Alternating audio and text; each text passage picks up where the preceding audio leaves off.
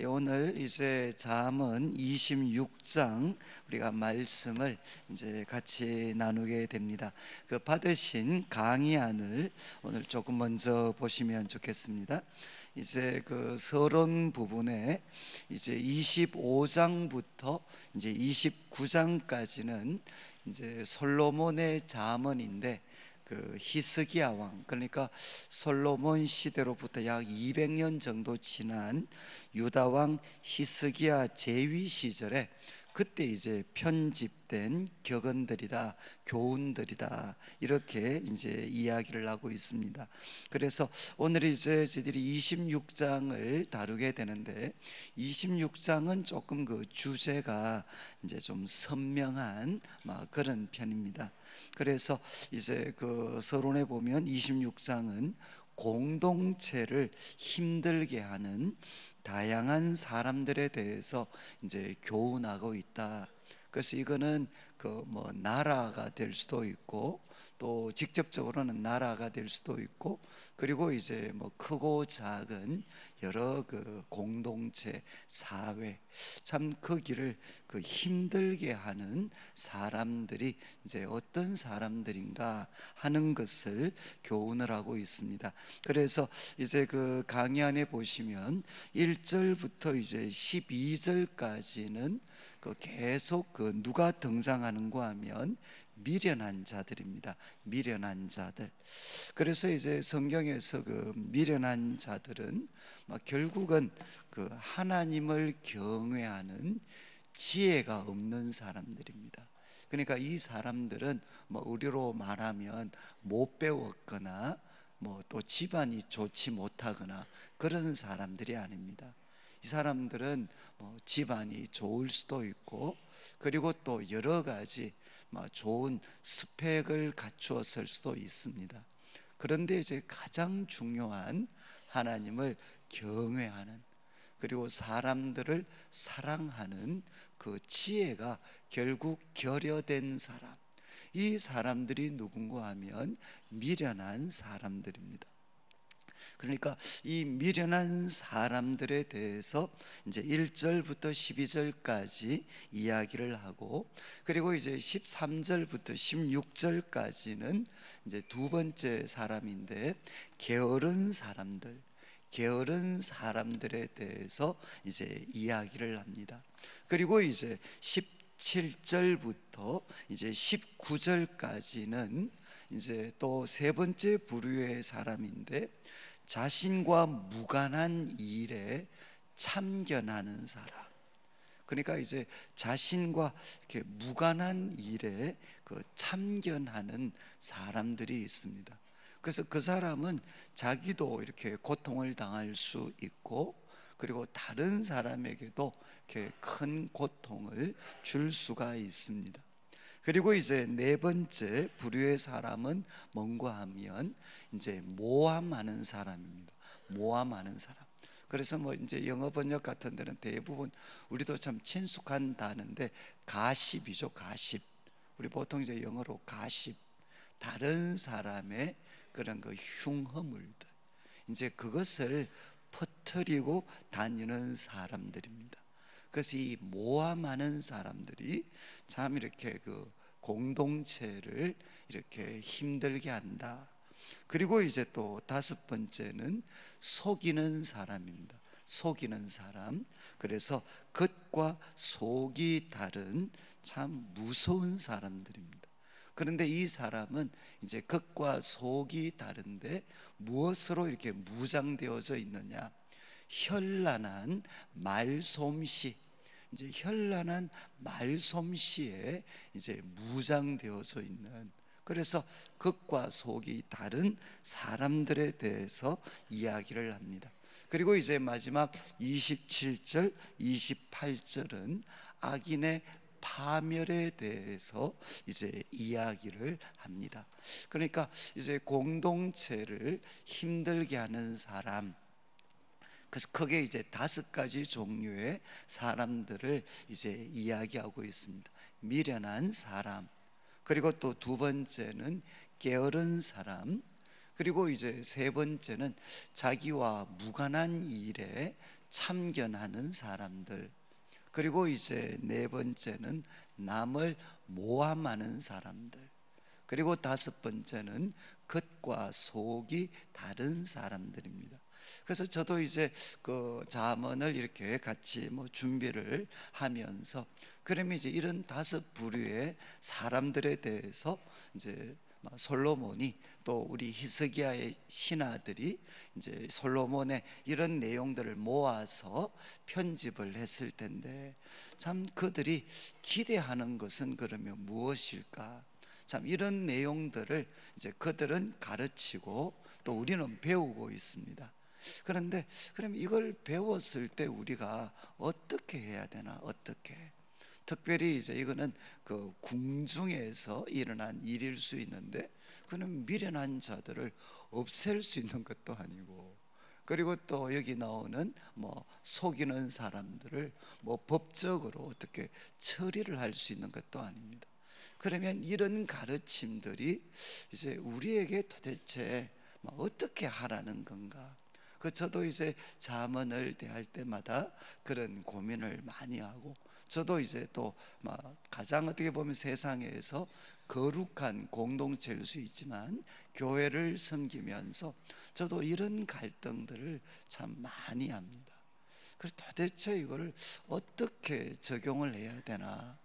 그래서 저는 결국 이제 두 가지 다 아시는 거지만, 먼저는 내 속에 있는 이런 미련함, 또 남을 속이려고 하는 마음, 또 이렇게 험담하는 마음, 남의 일에 참견하려고 하는, 그러니까 이런 어떤 미련함과 어리석음이 내 속에서 조금이라도 이렇게 그 힘이 약해질 수 있도록, 그러니까 내가 이제 이런 잘못들로부터 조금이라도 더 벗어나는 거죠. 더 벗어나는 것. 그래서 먼저는 내가 이런 사람이 되지 않는 겁니다. 그렇지만 또 두 번째는, 저는 이제 우리 교회를 섬기면서도 참 이렇게 한 번씩 그런 이렇게 어려움에 한 번씩 느낄 때가 있습니다. 그러니까 교회에 있으면 이렇게 긍정적인 소식도 이렇게 많이 들리지만, 때로는 이제 부정적인 소식들도, 사람들이 모인 공동체이기 때문에 이제 부정적인 그런 소식들도 생각보다 많이 있습니다. 그러면 이제 한 번씩 이렇게 마음이 굉장히 무거울 때가 많습니다.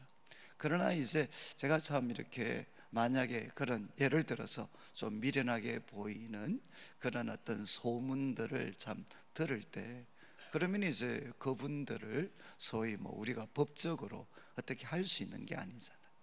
또 교회는 예수님을 믿는 공동체니까 우리들 속에는 이런 미련함, 어리석음, 게으름 얼마든지 있을 수가 있습니다. 그러면 이제 어떻게 해야 되나? 그래서 저는 이제 제가 결국 내렸던 결론은 뭔가 하면, 우리가 열심히 말씀을 같이 나누고 또 기도하고 서로 사랑하는 가운데, 소위 우리 공동체 속에 미련함이 있다면 그 미련함은 점점 이제 약해지고, 그리고 이제 잠언이나 성경에서 이야기하는 지혜와 바른 것은 점점 이렇게 퍼센테이지가 높아지는 거죠.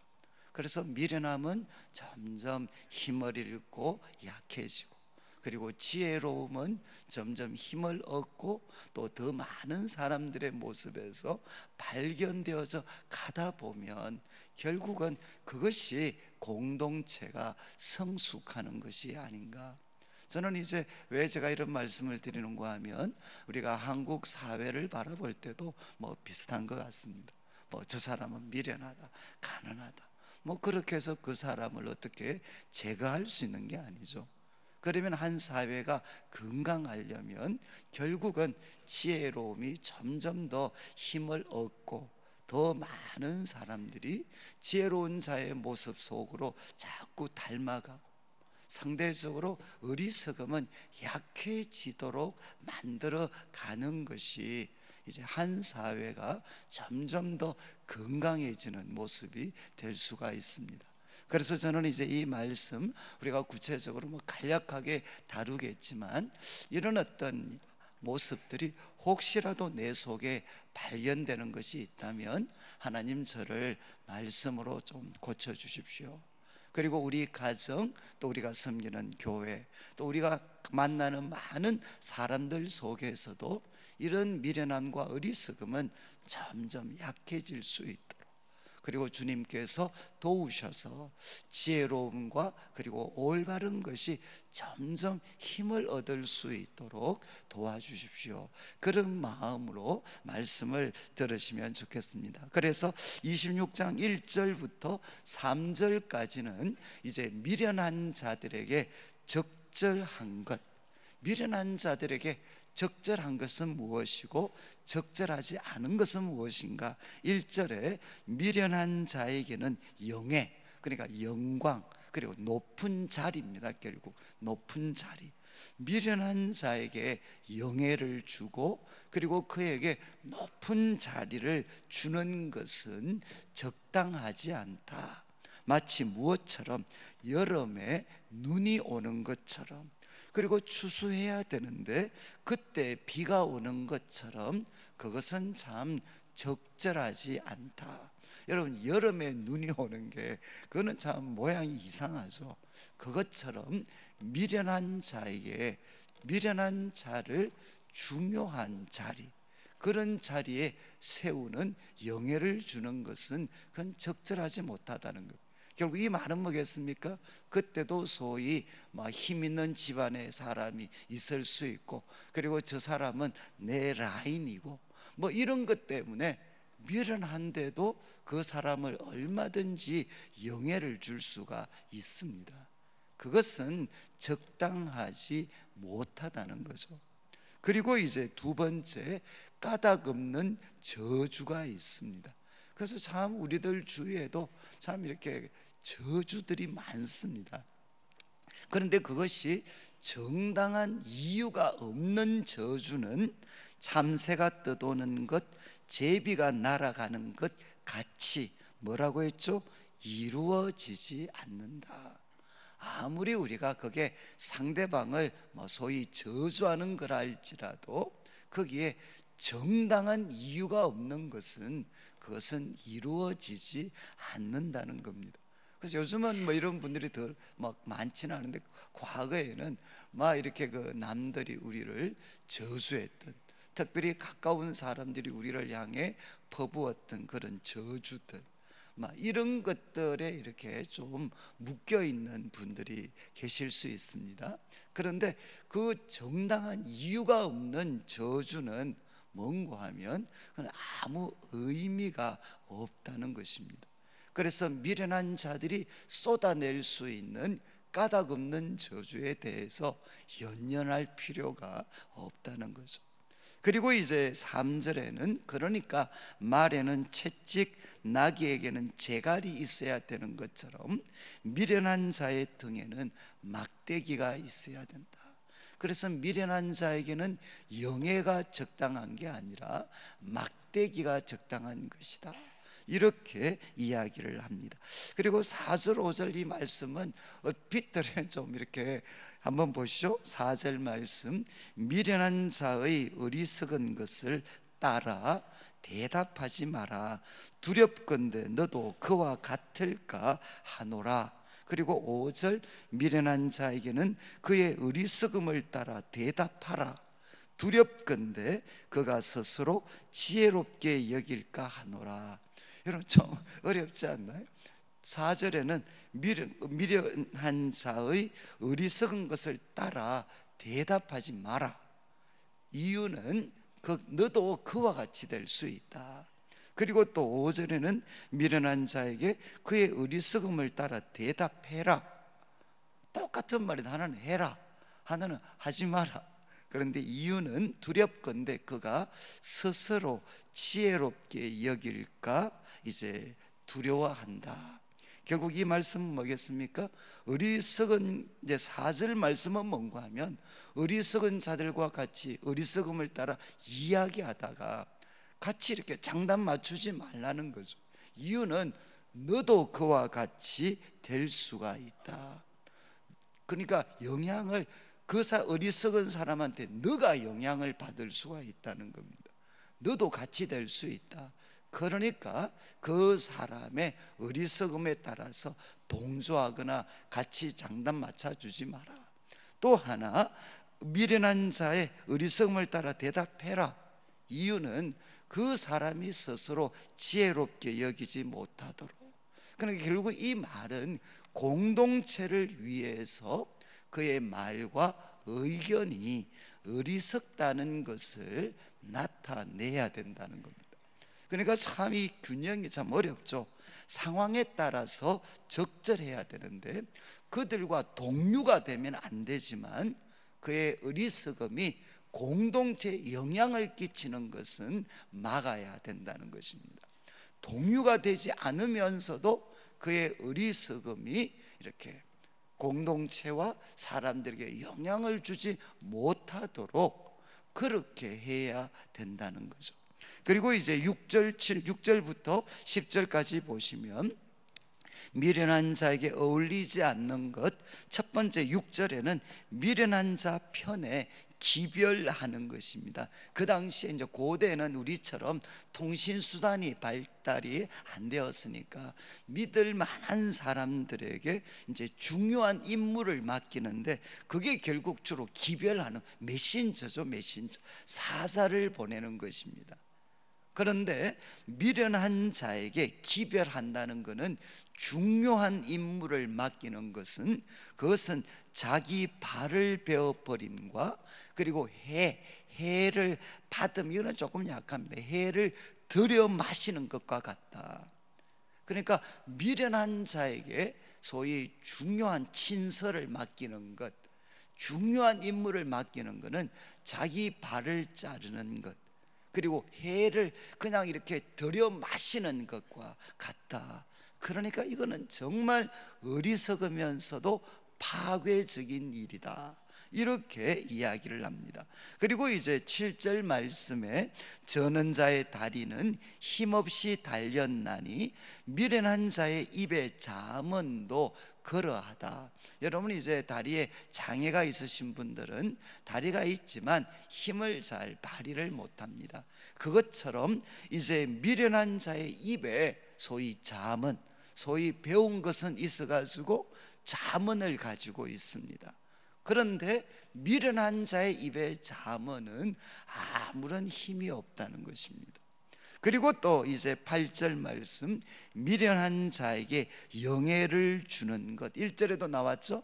미련한 자에게 영예, 중요한 높은 자리를 주는 것은 돌을 물매에 매는 것 같다.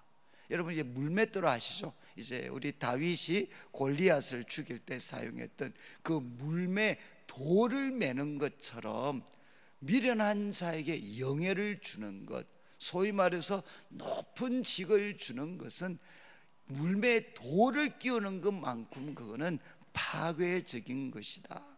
그리고 또 9절 말씀에도 한 번 더 7절처럼 미련한 자의 입에 잠언이 있다는 겁니다.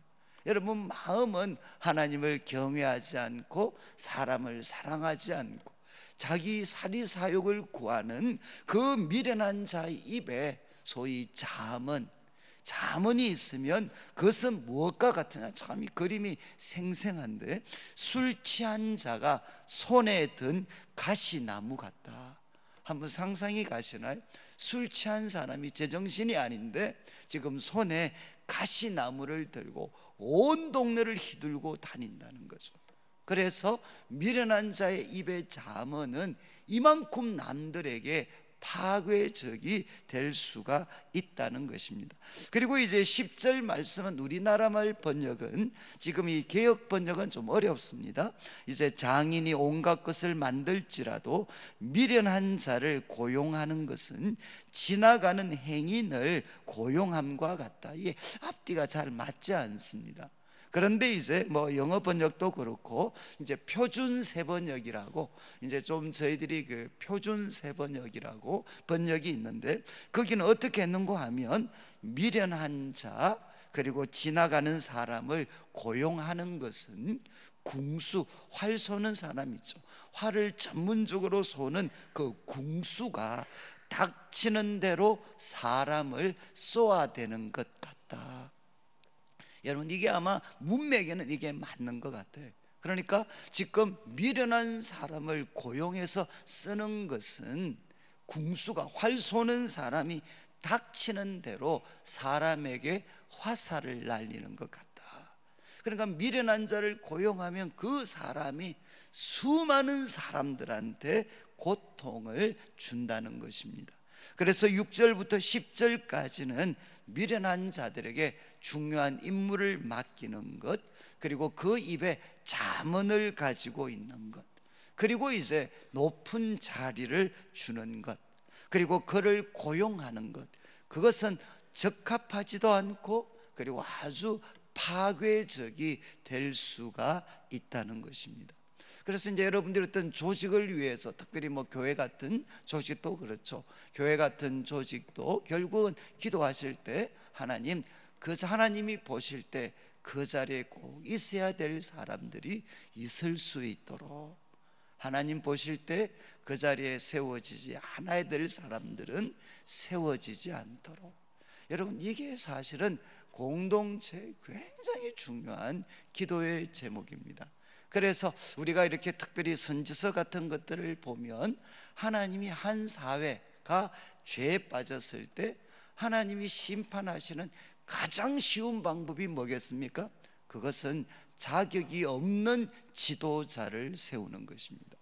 그러면 한 사회가 몰락하고 무너지는 것은 순식간입니다.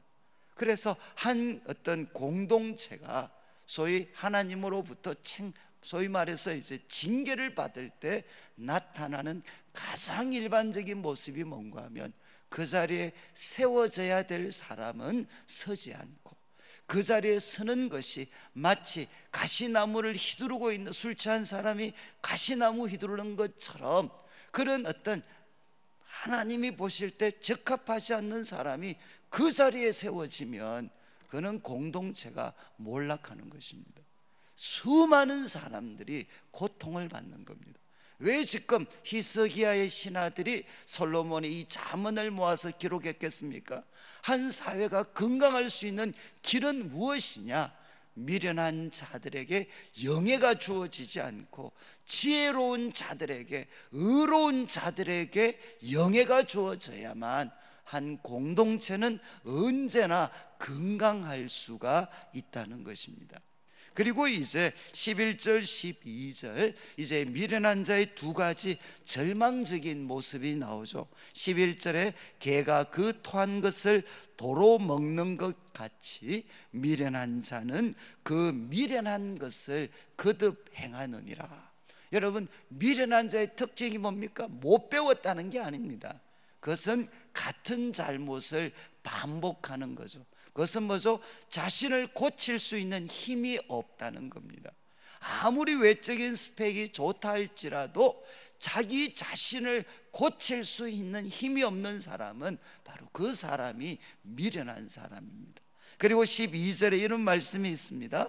이 12절, 이건 정말 충격적인 말씀인데, 내가 스스로 지혜롭게 여기는 자를 보느냐, 스스로 나는 지혜롭다라고 여기는 자를 보느냐, 그보다 미련한 자에게 오히려 희망이 있느니라.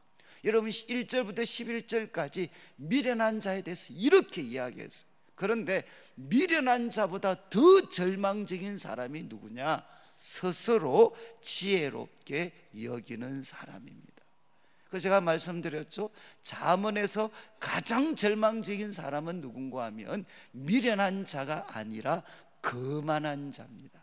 거만한 자, 누구 말도 듣지 않고 자기가 가장 똑똑한 사람인 것처럼 생각하는 사람들. 그리고 이제 12절, 13절부터 16절까지는 참 이 게으른 자들 모습이나 한번 보시죠. 게으른 자는 이제 지난번에도 이 표현은 여러 번 등장하는데 13절 게으른 자는 길에 사자가 있다, 거리에 사자가 있다, 이렇게 하면서 결국 집 밖으로 안 나가고 아무것도 안 한다는 것입니다. 그러니까 결국 게으름의 원인은 뭐냐? 뭐 그냥 이렇게 써놓았는데 비정상적인 상상에서 비롯된 비정상적인 두려움. 그래서 게으름을 고치려면 바른 생각과 용기가 필요합니다. 그래서 이 게으름의 특징은 뭔가 하면 밖에 사자가 있다는 거죠. 그리고 또 14절 생생한 그림입니다. 문짝이 돌적이를 따라서 도는 것처럼 게으른 자는 뭡니까? 침상에서 계속 돌고 있습니다. 이게 이제 방글라데시죠. 계속 방에서 굴러다니죠. 마치 이렇게 돌짜기가 중심으로 문이 도는 것처럼. 그리고 또 뭐합니까? 15절 참 이것도 너무 생생해. 게으른 자는 그 손을 그릇에 넣고도 입으로 올리기를 너무 괴로워한다. 지금 밥그릇에 먹을 게 있는데 거기에 손을 넣어놓고 이거를 입에 올리지를 못해. 이거를 너무 괴로워해. 참 이런 분들이 계셔요. 그리고 16절에 한번 보시죠. 그런데 이 게으른 자가 밖에는 사자가 있다 그러고 매일 굴러다니고 그러면서 또 먹는 것도 힘들어 하는데, 이 사람도 또 특징이 뭐죠? 게으른 자는 사리에 맞게 대답하는 사람 7보다 자기를 지혜롭게 여기느니라. 이 게으른 사람의 또 특징이 뭐죠? 자기가 제일 똑똑한 줄 알아. 그러니까 이거는 정말 뭐 대책이 없어요, 대책이. 그래서 13절부터 16절까지는 게으른 자들에 대한 이야기입니다. 그리고 17절부터 19절 한번 보시죠. 17절도 그림이 생생한데, 길로 지나가다가 자기와 상관없는 다툼을 간섭하는 자는 어떻게 됩니까? 개 귀를 잡는 자와, 혹시 이렇게 개 기암 잡아 보셨어요? 그러면 단번에 물립니다. 그것처럼 지나가다가 자기와 상관없는 다툼에 간섭하는 자는 지금 멍멍 화나서 짖고 있는 개 기 잡는 거와 똑같다. 그는 그만큼 어리석은 행동이다. 그리고 이 18절 19절 이런 사람들이 있어요. 18절 19절 그림입니다. 횃불을 던지고 화살을 쏘아서 사람을 죽이는 미친 사람이 있어요. 그러니까 막 밖에 나가가지고 사람들 다니는데 그 사람들 향해 횃불을 던지고 화살을 쏘고 그리고 막 죽이는 그런 미친 사람이 있습니다. 그런데 이런 사람이 누구냐? 19절 자기 이웃을 속이고 뭐라고 이야기하느냐? 내가 농담했다, 농담. 실컷 속여가지고 남에게 해를 끼치고 남의 속을 뒤집어 놓고서는 왜 그런 말 했나? 그러면 뭐 농담이야, 농담. 농담했는 것 같고 왜 그렇게 농담도 못하냐? 뭐 이렇게 말하는 사람들이 있죠. 그래서 이런 사람들이 있어요. 특별히 말할 때 내가 농담도 못하냐? 조심해야 돼, 그런 사람들. 이해하시겠어요? 그러니까 남에게 실컷 상처를 주고 남에게 잘못된 영향을 준 다음에 나는 농담했는데 그것도 못하냐? 그것도 모르냐? 이런 식으로 이야기하는 뻔뻔한 사람들이 있어요. 뻔뻔한 사람들. 그리고 또 이야기를 합니다. 이제 20절, 그래서 17절부터 19절까지는 자기와 무관한 일에 참견하는 사람들에 대해서 이야기를 했고, 20절부터 22절까지는 말 그대로 가십을 퍼뜨리는 사람들입니다. 가십을 퍼뜨리는 사람. 그러니까 남의 그런 참 이렇게 좀 남의 어떤 남의 그런 허물들, 흉어물들을 온 동네 다니면서 퍼뜨리는 사람들이 있습니다. 그래서 20절 나무가 닿으면 불이 꺼지고 그러면서 말쟁이가 없어지면 다툼이 쉬느니라. 여기 말쟁이는 누구겠습니까? 바로 남을 중상모략하는 사람입니다. 남을 중상모략하는 사람들. 그래서 제가 그때 말씀드렸죠. 이렇게 어떤 한 젊은 사람이 이렇게 버스를 탔는데 바로 앞에 막 그 많은 버스에 할머니가 한 분 서 계셨는데 그 바로 앞에 젊은 애가 있는데도 자리를 비켜주지를 않았어요. 그래서 막 자기가 그걸 보고 있는데 너무 화가 나가지고 저 나쁜 놈 온갖 욕을 다 했어. 근데 조금 시간이 지나서 그 자리에 앉았던 젊은이가 일어나서 내리려고 하는데 보니까 그 청년이 장애를 가지고 있었어요. 이제 다리에 장애를 갖고 있었죠. 그러니까 뭡니까? 그 청년은 앞에 어르신이 계시지만 자리를 비켜줄 수가 없었어요. 왜? 자기가 다리에 장애가 있어서 그거를 견뎌내지를 못하는 사람이었어요. 그런데 이제 그냥 자리에 노인을 앞에 세워두고 자리 양보 안 한다, 그것만 보고 온갖 저주를 다 퍼부었다는 거죠. 그런데 막상 일어나는 모습을 보니까 그 사람은 일어날 수가 없는 사람이었어요. 여러분, 우리가 이런 어떤 판단들을 할 때가 너무너무 많습니다. 사람들이 나타내는 작은 한 모습을 가지고 막 전체로 그 사람을 매도해 버릴 수 있는 이런 사람들이 많아요. 그래서 여러분들이 참 죄송한 말씀이지만 남의 말 하는 사람들은 거리를 두셔야 돼요. 여러분, 우리가 하나님을 가까이 하면 누구에 대한 분별력이 생기느냐? 자신에 대한 분별력이 생깁니다. 그러나 하나님과 멀어지게 되면 언제나 누구 이야기를 하게 되느냐? 남의 이야기를 할 수밖에 없습니다. 그래서 이야기하죠. 이제 말쟁이가 없어지면 다툼이 쉽니다. 그리고 21절은 더 생생한 그림인데, 숯불 위에 숯을 더하는 것, 타는 불에 나무를 더하는 것 같이, 여러분 이제 숯불에 숯을 더하면 더 불이 세지죠. 타는 불에 나무를 더하면 더 활활 탑니다. 그것처럼 다툼을 좋아하는 자는 시비를 불러일으킵니다. 더 싸움을 커지게 만든다는 거죠. 그리고 왜 남의 말이 이렇게 무서우냐? 22절, 남의 말하기를 좋아하는 자의 말은 별식과 같다, 이런 턱식과 같다는 거죠. 남의 말하기를 좋아하는 자의 말은 턱식과 같아가지고 뱃속 깊은 데로 내려가서 이거는 절대로 잊혀지지도 않는다는 겁니다. 여러분, 이제 남의 말하기를 좋아하는 사람의 말은 왜 그래? 우리가 안 된다, 저건 나쁜 말이다 라고 알면서도 자꾸 듣는 이유가 너무 맛있어요. 너무 맛있어. 이 턱식이야, 턱식. 그러니까 이제 이거는 배 깊은 곳에 가서 잊혀지지도 않는다는 거예요. 그러니까 사실은 사람들을 가장 파괴시키는 그런 나쁜 사람들이 누구냐? 결국은 남의 말을 함부로 하는 사람들입니다. 저는 이제 우리 예치 모임을 할 때도 이런 보고를 사실은 조금씩 듣고 있습니다. 여러분들이 이렇게 모였을 때 우리 그리스도인들은 해야 될 제일 중요한 일이 뭐냐?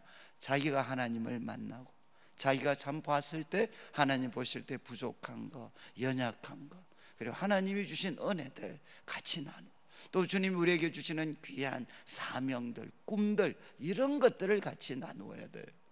그런데 자꾸 모이면 누구 말하기를 좋으냐? 이 별식 즐기는 것을 좋아하는 이런 사람, 누구 하냐? 집사님 알아요? 뭐 또 근사님 아셔요? 뭐 이런 일이 있다면서요? 온 동네 그냥 다니면서 말이죠. 그러니까 여러분들이 지금 이야기를 하죠. 20절에서 22절, 공동체를 힘들게 하는 사람 중에 하나가 바로 모함하고 뭐 이렇게 돌아다니면서 퍼뜨리는 사람들입니다. 그리고 23절부터 26절 한번 보죠. 정말 무서운 사람이죠. 이제 겉과 속이 다른 사람입니다. 온유한 입술에, 23절, 온유한 입술에 악한 마음은 낮은 언을 입힌 톡이다. 입술은 너무 온유한데 악한 마음을 가진 사람이 있다는 겁니다. 24절, 원수는 입술로는 꾸미고 속으로는 속임을 품고 있습니다.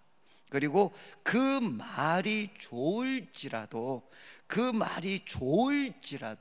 믿지 말 것은 그 마음에 7가지 가증한 것이 있음이니라. 그 마음에 뭐가 있습니까? 7가지 가증한 게 있다. 겉과 속이 다른 사람이 있다는 겁니다. 그리고 26절, 속임으로 그 미움을 감출지라도 그의 말이 회중 앞에 드러날 거다. 누구 앞에 드러난다고 했습니까? 회중 앞에 드러날 거다. 여러분, 제가 청년들을 섬기면서 이제 청년들이 제일 이제 얘들이 결혼 때문에 이런 이야기를 많이 해요. 목사님, 제가 이번에 킹카를 만났습니다. 어떤 애? 교회 애들과 달리 매너도 너무 좋고, 그리고 아주 키도 크고, 그리고 아주 유머러스하고, 정말 이제 제가 간만에 킹카를 만났습니다. 그런 이야기를 많이 해요. 그럼 제가 이제 이야기를 해요. 야, 잘 봐라야. 원래 떡대가 있고 유머 좋고 매너 좋은 애들은, 그런 애들은 교회에 있는 애들이 아니고 클럽에서 노는 애들이야. 걔들 제비야, 제비. 조심해. 여러분, 제비의 세 가지 요소가 뭐죠? 유머러스하고 키 크고 그리고 매너 좋은 거. 걔들은 제비들입니다. 성도가 아니고 스왈로우, 세인트가 아니고 스왈로우라니까요. 제가 왜 이런 말씀을 드리느냐, 지금 이제 정말 우리 예수 믿는 사람들에게 제가 제일 안타까운 게 뭔가 하면, 사람을 볼 줄 아는 눈을 키워야 되는데 겉으로 드러난 현란한 말, 온유한 입술, 그리고 또 뭐라고 되어 있습니까? 겉으로 온갖 좋은 것 다 하고 말이죠. 여기에 현혹돼서 속으면 어떻게 됩니까? 진짜 우리들의 삶이 너무 힘들어요. 제가 우리 청년들을 위해서, 또 우리 애들을 위해서도 제가 제일 많이 기도하는 게 뭐냐, 하나님, 우리 애들 제발 하나님 보실 때 가까이 할 사람 가까이 하고, 하나님 보실 때 멀리 해야 될 사람 멀리 할 수 있는 은혜를 주십시오. 이거는 우리 인생을 살면서 사실 가장 중요한 은혜죠. 여러분, 우리들의 삶에도, 우리들의 삶이 아름다워질 때는 언제입니까? 하나님이 보실 때 참 꼭 필요한 사람들, 그런 사람들 만나서 도움을 받으면 우리 인생이 아름답게 꼽힙니다. 그런데 나쁜 놈들 만나서 영향받으면 우리 인생이 무너지는 것은 한순간이죠. 공동체도 항상 누가 있느냐, 어느 시대든 어느 공동체든 거기에는 소위 겉과 속이 다른 사람이 있습니다. 그래서 뭐죠? 분별할 수 있는 기준이 뭡니까? 회중 앞에 드러날 거다. 그래서 여러분, 혹시 중요한 의사 선택을 할 때 어떤 사람들에 대한 이야기가 있으면 죄송하지만 그게 뒷조사라고 생각하시면 안 돼요. 회중들의 검토를 받아보시면 알아요. 제가 그래서 우리 형제들 보고는 참 이렇게 자매 택할 때, 야, 저 자매가 정말 겉으로는 천사 같은데 알아볼 수 있는 제일 좋은 방법은 뭐냐? 남동생이 있으면 남동생한테 물어봐라. 남동생한테 물어봤는데 우리 누나 천사입니다. 그러면 오케이. 그런데 이제 남동생한테 물어봤는데 인간 아닙니다. 그러면 아무리 천사같이 보여도 속지 마라. 제가 웃으면서 그런 이야기를 많이 해요. 여러분이 말은 뭔가 하면 누가 좋은 제안을 해요. 좋게 보여요.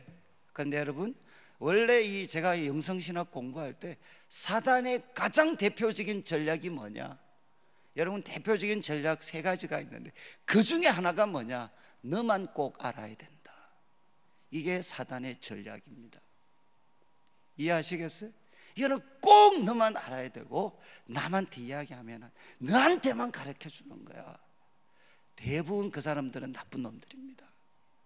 여러분들이 이제 정말 이 사람이 내가 믿어야 될 이 제안을 받아야 될지 뿌리쳐야 될지를 알 수 있는 방법은 뭐냐? 그 사람을 회중 앞에 노출시켜 보는 겁니다. 그러면 어떻게 되느냐? 그 사람의 이야기가 있어요. 겉으로 드러난 모습이 아니라, 여러분 이제 양의 탈을 쓴 일이라 그랬잖아요. 여러분, 분명히 양의 탈을 썼어요. 멀리 봐야 되죠. 꽁지를 봐야 된다니까요. 꽁지를 봐야 저게 양인지 일인지를 알 수가 있어요. 꽁지는 뭐죠? 바로 보이지 않는 뒷모습입니다. 그 사람의 실제 모습이죠. 그래서 지금 솔로몬이 우리들에게 이야기합니다. 공동체는 속이는 사람이 있습니다. 이거를 분별해내야 돼. 그리고 마지막 이제 아기는 27절 뭐라고 했습니까? 함정을, 이 말을 정말 잘 보십시오. 함정을 파는 자는 그것에 빠질 것이다. 남을 해치려고 돌을 굴리는 자는 도리어 그것에 치일 것이다. 저는 우리 예수 믿는 사람들이 하면 안 되는 게 뭐겠습니까? 남을 해치려고 함정을 파는 것입니다. 남을 해하려고 돌을 굴리는 것. 저는 예수님을 믿는 분들이 이것만 하지 않아도 참 세상은 조금 더 좋아질 수가 있습니다.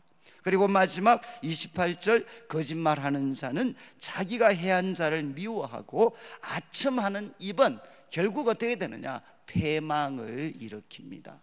그러니까 거짓말하고 아첨하는 것은 남도 망하게 하고 자기도 망하는 길입니다. 그래서 제가 서론에 시작할 때 말씀을 드렸던 것처럼 여러분, 참 공동체를 힘들게 하는 사람들의 모습, 미련한 사람들, 게으른 사람들, 그리고 자기와 무관한 일에 참견하는 사람들, 그리고 또 모함하는 사람들, 극과 속이 다른 사람들, 이런 모습들을 한 번 더 여러분들이 보시면서 혹시라도 내 속에 이런 모습들이 발견된다면 하나님, 저를 돌이켜 주십시오. 그리고 하나님, 우리 가정과 공동체 속에 미련함이 점점 힘을 잃고 바로 하나님의 지혜, 바른 것이 빛을 발하고 영향력을 발할 수 있도록 도와주십시오. 기도하는 귀한 새벽이 되셨으면 좋겠습니다.